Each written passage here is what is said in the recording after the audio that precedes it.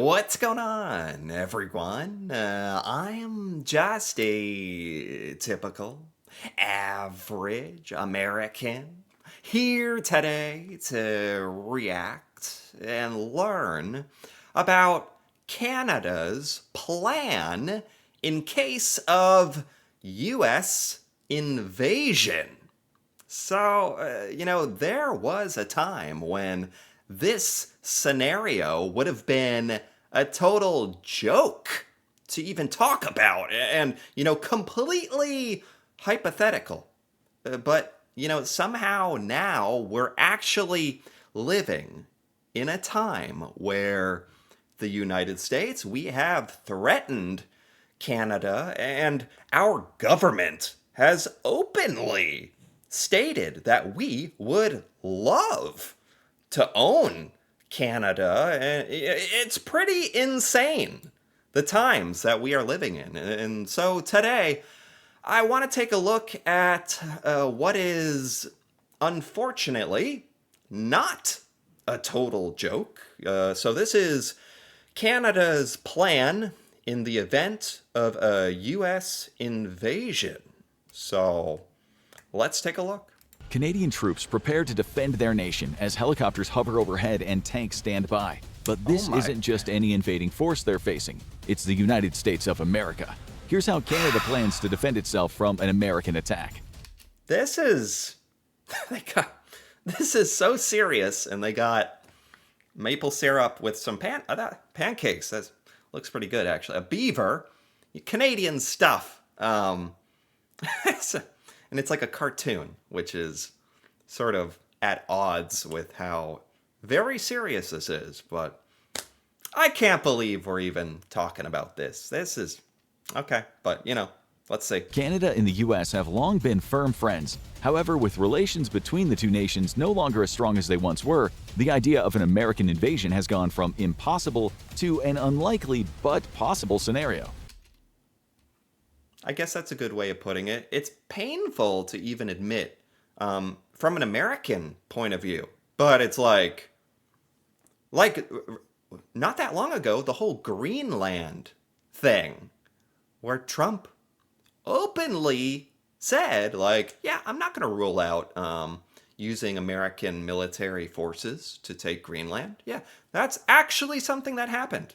So yeah, this is a good way of putting it. Like something that's hopefully very, very, very unlikely, but not impossible, somehow. It's something Canada has to prepare for, but it faces two enormous and even insurmountable challenges. The first is the border.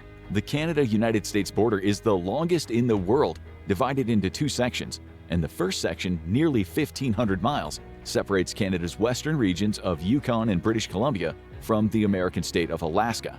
Huh. I've never really thought about this because this is a very perverted, very disturbing thing to think about. But, since we're here talking about it, I never thought about how strategic it is that we have Alaska on the western side of Canada, and in this crazy scenario that'd actually be really annoying for Canadians, I would imagine, because it's we are to the south, but also we got Alaska to the west as well. The second, even longer section runs nearly 4,000 miles, separating Canada from the contiguous United States. The vast majority of Canada's 40 million people live close to that border, with many of the country's biggest cities in the area. This includes the capital of Ottawa, as well as Toronto, Montreal, Quebec City, Vancouver, Calgary, and Winnipeg. That's interesting. I don't know who this benefits, or the fact that a lot of Canada's population and population centers, all the cities, are really south, close to the US. I don't know what that changes, who that benefits or what. Defending such a long and crowded border is a huge challenge. US forces could basically pick almost any spot to strike. Canada doesn't have enough people to defend the whole border, so it would have to rely on intelligence tools to figure out where and when an American attack might happen. I have recently learned about how much the United States depends on, I don't know if they're going to talk about this, but we depend on Canada for a lot of oil, a lot of energy, a lot of electricity. And obviously, in this situation, Canada would shut all that off. So it's not like we're totally like, just because we are bigger, and obviously the US, we're like known for our outrageous military spending. So, but that's not the whole story here. and then focus its resources there. And that leads us to the second challenge, the sheer difference in military might. On Global Firepower's military rankings for 2026, the United States holds the top spot, a position it's held without contest year after year. It spends more on its military than anyone else, always boosting its defense budget to stay the top toughest force on the planet. So to that, I will say there's so many other things that I would rather our taxpayer dollars be spent on at this point. Like, so many things: healthcare or education or infrastructure, or maybe we could get some trains going on here. So, so many things. But a lot of our taxpayer money goes towards our military, and I think like most Americans, like our attitude to that is like, it's excessive what we do, how much we spend on our military, but I suppose it does make you feel very safe. And I'm sure to speak into the ego of a lot of Americans, it makes us feel very powerful and strong, like we can just do whatever, which is kind of sick when you think about it that way. But it certainly makes you feel very safe and secure, having like the biggest military. So I think from that perspective, a lot of Americans kind of are like happy with it or okay with it, but it certainly is excessive. The U.S. has one of the world's largest armies, with more than 1.3 million active duty personnel and close to 800,000 more in reserve. The U.S. has some of the most powerful ground forces ever assembled, with thousands of tanks and hundreds of thousands of armored vehicles ready to roll out at a moment's notice. Its air force is just as impressive, packed with helicopters, fighter jets, bombers, and all kinds of aircraft ready to dominate the skies. I'm actually really curious to see, like, for one thing, I do not blame Canada one bit for actually preparing any kind of plan in the event that the US attacks or invades or threatens, or I can't blame you one bit. That's probably like, you got to do what you got to do. So, absolutely, I don't take any offense to this, and I'm actually very curious. Well, for one thing, you probably shouldn't be sharing this whole plan, because that kind of ruins any surprise element of it, but here we are. I'm actually really curious to see, like, blatantly speaking, the United States, like, we feel like we could take on any country in the world, or probably that's how we feel. So I'm curious, like, what is Canada's plan? Like, now obviously, God forbid, I mean, if anything close to this ever happened, I would certainly hope that every American would be in the streets of Washington rioting, protesting, like, what are we doing? I mean, if anything close to this ever happened, we need to overthrow our government, because something like the downfall of the US is complete at that point if we're attacking Canada. Jeez. So, yeah, that goes without saying, but most of this is just for the sake of, an interesting conversation, and unfortunately that grain of truth to it as well that exists now. At sea, it's almost unbeatable, with 11 aircraft carriers, more than 80 destroyers, dozens of submarines, and countless other ships. To top it all off, the U.S. has some of the best trained soldiers on the earth, with extensive experience of military operations all over the world. America is also one of the world's 9 nuclear powers, with an arsenal of over 5,000 warheads. Okay, don't talk about the nuclear war. Don't. This is already bad enough, talking about attacking, like, our greatest ally. Don't talk about us starting nuclear war. World War III, the end of the world. That's too depressing. By just about every measure that counts, Canada's military doesn't come anywhere close. Even though Canada is huge, the second biggest country in the world, stretching over 3.8 million square miles, its military only ranks 28th globally. That's behind much smaller countries like Thailand and Vietnam, and roughly on par with places like Singapore, Greece, and North Korea. For a country this big, Canada's army is tiny, about 63,500 active soldiers and 23,000 more in reserve. So Canada's military is small. I have seen some YouTube videos about like Canada's in the past, like amazing things during World War II, and that you guys have certain special forces that are like incredible, some of the best in the world. But just from a pure like numbers standpoint, apparently the military is not that big. Canada's military also lacks the kind of advanced equipment and strength and depth that the US has. Sure, it has some land forces, but fewer than 100 tanks and about 21,800 armored vehicles ready for combat, a tiny fraction of what the US has. Canada's Air Force has a decent mix of planes, like the FA-18s, CP-140 Auroras, and C-130s, but it is no match for the US in numbers or firepower. At sea, it's the same story. Only 67 key ships, a handful of subs, and some frigates and patrol boats to guard its coasts. Okay, so this section is just saying like it's a big mismatch. No offense, but almost any country in the world wouldn't really stand much of a chance against the U.S. military.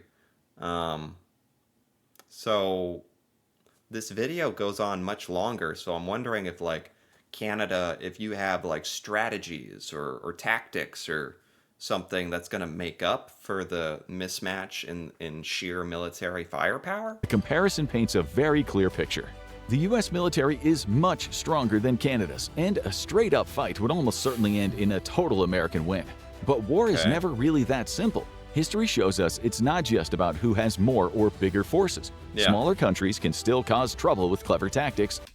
Also, I just realized, if this ever happened, you have to think that with NATO and like all of Canada's allies would come to probably fight with Canada and defend Canada. So the bigger picture is like it'd be the US versus the world or all of NATO. So from that standpoint, yeah, I didn't even think about that. Like it's not just, if you mess with Canada, Canada is loved as a country. So I think a lot of countries around the world would come to defend it. So it'd really be like the US versus all of Europe and Canada, right? Or more. So at that point, we would probably have the smaller force, if you think about it that way. Slow things down, or inflict real damage even against a much stronger opponent. And that is what Canada's plan ultimately boils down to. Before the invasion even begins, Canada would be counting on its intelligence sharing agreements with various allies around the world. State-of-the-art surveillance systems would detect any suspicious signs on the other side of its border. And since the US would need to gather a huge force to launch a quick, successful attack on Canada, Ottawa wouldn't take long to notice the buildup. And that is where the pre-invasion period becomes crucial. Canada's commanders would have to boost defenses, call up reserves, activate the Canadian Rangers, and keep a closer eye on the remote stretches of the border. So modern warfare isn't just, a lot of it is determined by intelligence, and like being able to detect what's going on and what the enemy's doing. And in that sense, Canada is probably as, equipped as the US in terms of like that kind of thing. And okay, there is a lot more to this than just like how many tanks you have. Canada would also put its cyber command teams to work, shoring up defenses for key government systems, banks, and international communications networks. Publicly, the messaging would stay calm and measured to avoid panicking people. But behind the scenes, diplomats would be working non-stop, contacting allies like the UK, France, Japan, and Australia, laying the groundwork for quick responses, interventions, and diplomatic options if things get worse. This is a scenario where obviously this would only happen under like Donald Trump, most likely. I don't know if at that point there's going to be like a diplomatic solution to it, but certainly like the rest of the world would not be okay with this. This would allow Canada to prepare itself for whatever comes next. Before a single shot was fired or a single pair of American boots has stepped onto its soil, commanders would continue to monitor the situation as it evolves, deploying armed troops to key locations along the border. With Canada's surveillance systems and intelligence, the U.S. would find it difficult to launch any sort of surprise attack. Instead, it would rely on sheer numbers and strength to overwhelm its opponent. U.S. forces would likely start massing inland and moving toward the border, probably focusing on major population and political centers, like Toronto and Ottawa. The goal would be obvious: take control of key infrastructure as quickly as possible, break through Canada's defenses, and put intense pressure on its leadership in hopes of forcing a swift surrender. So, like, crazy we're even talking about this. I have to say, like, I gotta say again, but there we are in our Uncle Sam star-spangled hat, trying to take over Ottawa. But surrender probably wouldn't be high on most Canadians' list. At the very least, the armed forces would want to put up a serious fight, showing the U.S. they won't just roll over, raise a white flag, and accept defeat. That's certainly what happened in Greenland. That's what was starting to happen when Trump was getting serious about attacking it. A lot of countries were starting to send military personnel to Greenland, like preemptively in case of an attack. So it's funny we actually have that comparison. Like, that's not too different from this. Country would know that it would be at a severe disadvantage, but Canada would have certain cards to play against their enemy. The objectives would revolve not around victory, but instead on delaying and disrupting the invading force as deeply as possible. With limited resources, Canada would try to inflict as much damage as possible while using its home field advantage to buy time. The long-term goal would be to call in help from allies and, if possible, find a way to negotiate an end to the war before the U.S. could take too much territory. I see. It's kind of what I thought with, like, it's really the U.S. versus Canada and all of Canada's allies, which is a lot.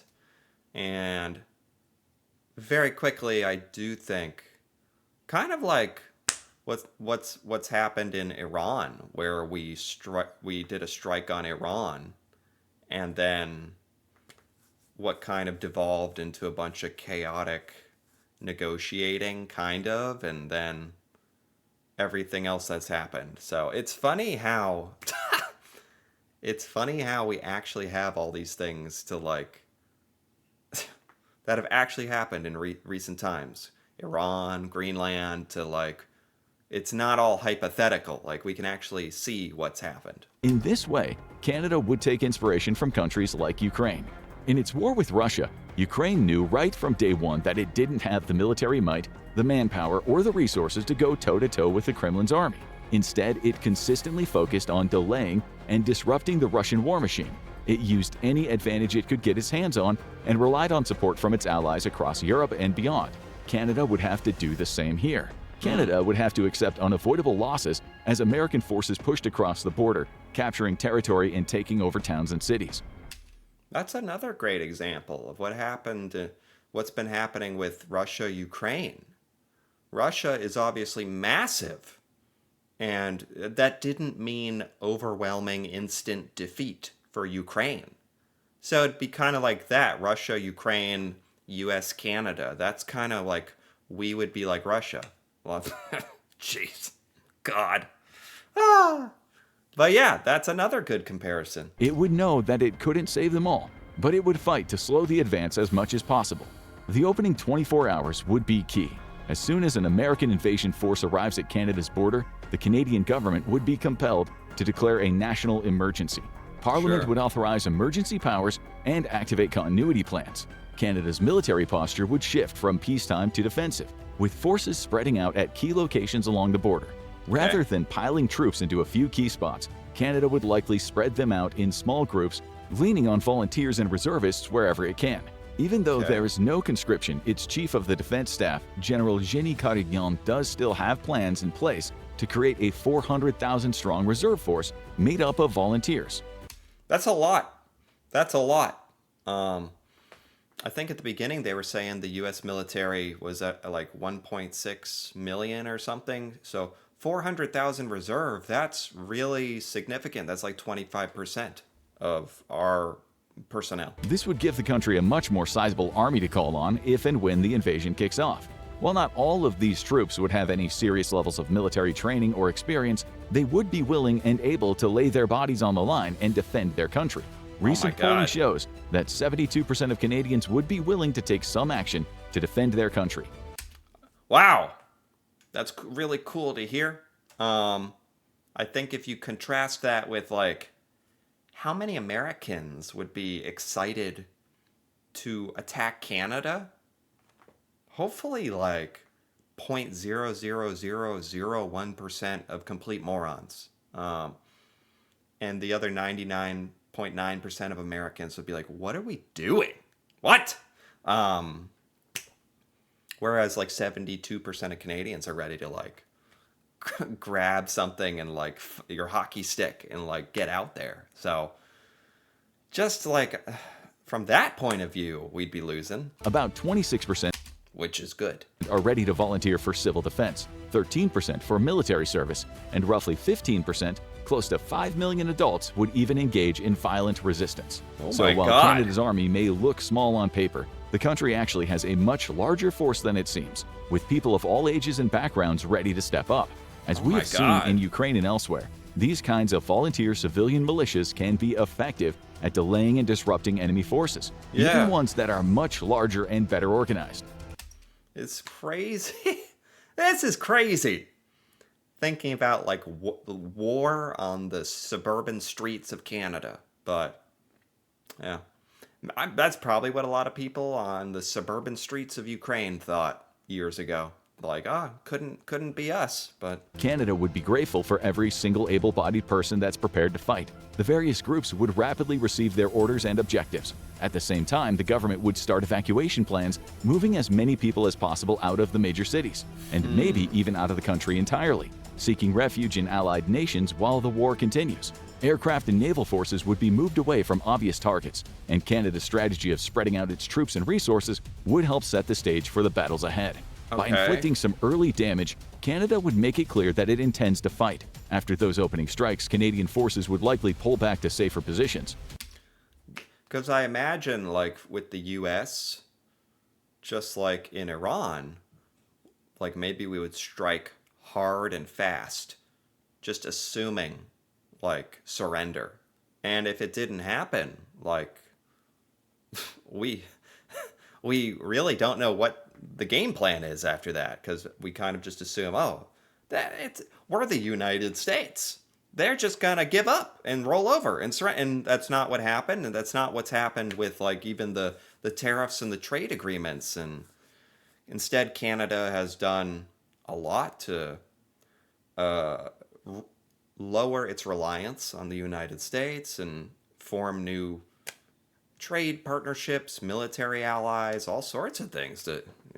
That I think the U.S. foolishly thought, Canada will just go along with whatever we do. And it's like, no, that's not at all what's happened. With American artillery, missiles, drones, bombers, and jets overhead, staying in one place for too long would be too dangerous. Instead, Canada's best chance to slow the war and delay U.S. advances, and the core of its entire strategy, would be to rely on insurgency tactics and unconventional warfare.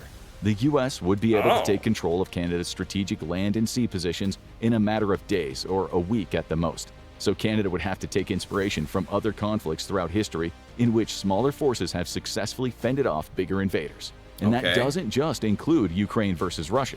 In fact, Canada's military planning so far has leaned toward a very different model, one inspired by the Afghan Mujahideen during the Soviet-Afghan War.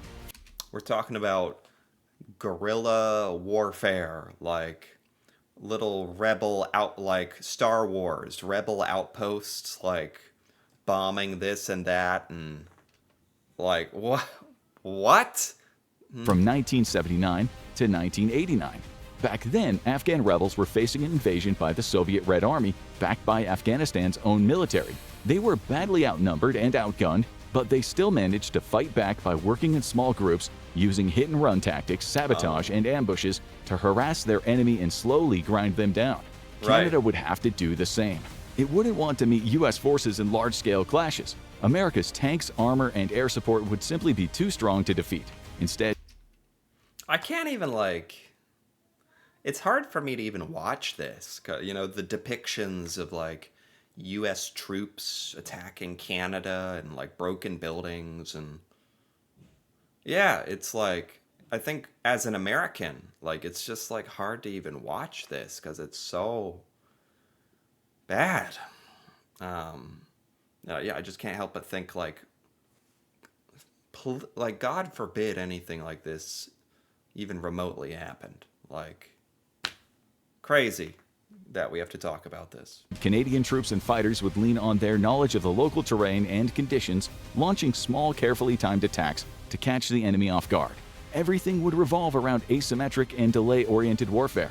Canada's units could, for example, seek shelter in the rugged northern and forest-covered regions, carrying out guerrilla attacks on American supply lines and choke True. points. They could also lay True, but I think like if the U.S. took over like all the major cities by the border, I don't think we would even bother trying to take over like Nunavut or like northern Canada. Be like, no, you can have that. traps or even prepare improvised explosive devices or IEDs to use in ambushes against the enemy.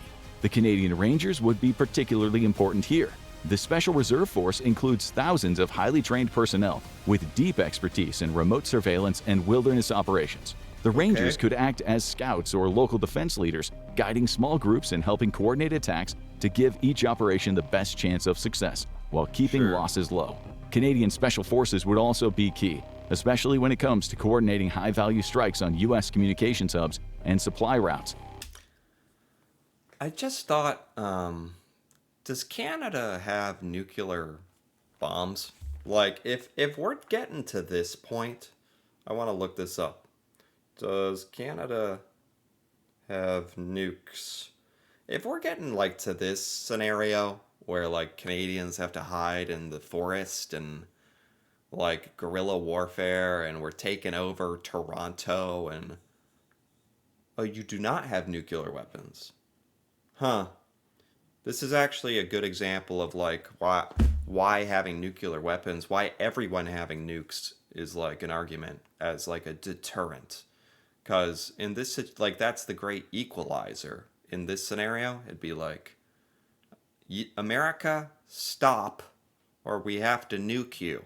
Like that's sad and disgusting to even have to talk about, but like to that logically that would be like the one thing that would just like end the discussion in a way. Like it'd be like America stop, like or we're gonna have to you know like during the World War or something. They could plan attacks on key infrastructure, like bridges and rail lines, to disrupt movement and make it harder for U.S. forces to move troops, vehicles, and supplies around as they push deeper into the country. Canada could also copy the Ukrainian tactic of using drones to attack the enemy. This would be vital yeah. to taking out some of America's most valuable assets, like M1A2 Abrams tanks and Bradley fighting vehicles, Yeah. with well-placed strikes. Even Yeah. if Yeah, it's scary like in the modern time thinking about what war is like.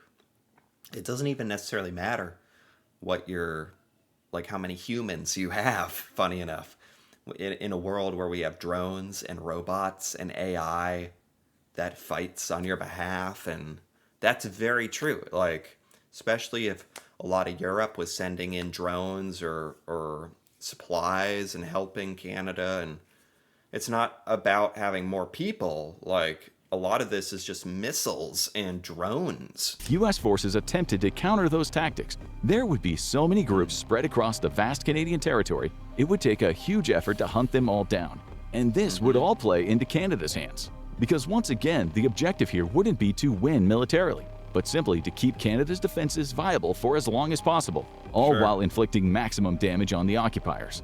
In the end, diplomacy would be Canada's best and really only path to ending the war as quickly as possible and reaching some kind of ceasefire with the U.S.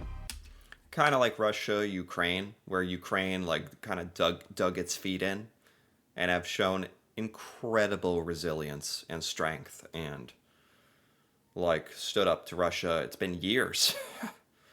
And just saying, no, we're not giving it to you, you know. That's a very likely scenario, I suppose. While evacuation efforts continued through established safe corridors and out of the country, Canada would have to lean heavily on its allies to provide humanitarian aid for those left behind. Sure. At the same time, the country's emergency services would be under enormous pressure, working to supply food, water, and safe shelter to civilians caught in the middle. As a NATO member, Canada would also have to consider invoking Article 5 of the North Atlantic Treaty. This calls on political, material, and even military support from the other members of the alliance. Yes, the problem with yes, that yes. plan is that the U.S. is a founding member of NATO, and Article 5 specifically refers to attacks from external parties.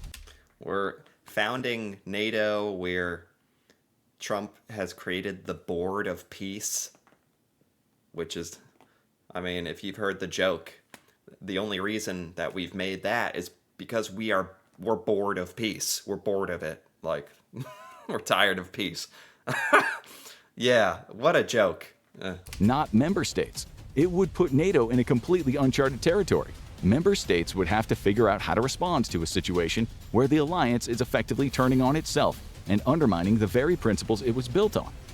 But in this scenario, regardless of NATO, I think everyone would side with Canada. I don't think that's even a question. Given that reality, other NATO members, especially allies like the UK and France, would be under enormous pressure to respond diplomatically and politically, if not militarily. Discussions would likely focus on how to bring the conflict to a ceasefire quickly and how to prevent the alliance from splintering. Any such invasion would undermine the very principles that NATO was founded on. If anything like this ever happened, it would change the world forever. The world has already changed forever, just from what we have done so far. So this would be taking it to another level, though. I already think people don't trust the U.S., rightfully so. No one would ever trust us again. It'd take decades, hundreds of years, I don't know. The political and military effects could extend far beyond North America, potentially risking global security and forcing countries around the world to take sides. So while Canada clearly couldn't stop a full-scale U.S. invasion outright, the cost of carrying one out could be far higher than Washington might expect. Canada would take heavy losses, but it could still make the most of its limited advantages to strike back, all while clinging to the hope of a negotiated ceasefire or withdrawal. Its goals would be to protect civilians, preserve sovereignty, and win international support. And if it played its cards right, it could achieve all three to varying degrees, leaving the U.S. in an increasingly difficult position the longer the conflict drags on. Sure. Now go check out What If Canada Became the 50th. Okay, so that was an interesting video. Depressing, difficult to watch, to be honest, and I think it really illustrates how the United States seriously underestimates how much Canada would put up a fight and probably stop us, and how much allies would play a role. And they didn't even talk about how I think a lot of Americans here would be protesting and fighting. Or maybe some would go to Canada and like fight us. Like, it's that crazy. They didn't talk about that. I think like 99.9999% of Americans would totally disavow this. This is crazy. But, important to talk about, important to acknowledge the reality of the times we're living in, and hopefully none of this is necessary, and this is just a hypothetical exercise for the sake of an interesting sort of topic. But yeah, I think it definitely shows that it wouldn't go the way Trump or the U.S. thinks that this would go. So this was interesting and disturbing. So anyway, if you enjoyed this, feel free to give this video a like or leave a comment with your thoughts on Canada's plan in the event of a U.S. invasion, God forbid. And if you're interested in more videos like this, me reacting to Canada and Canadian things that I have never seen before, feel free to subscribe for more. And until then, thanks for watching, and see you next time.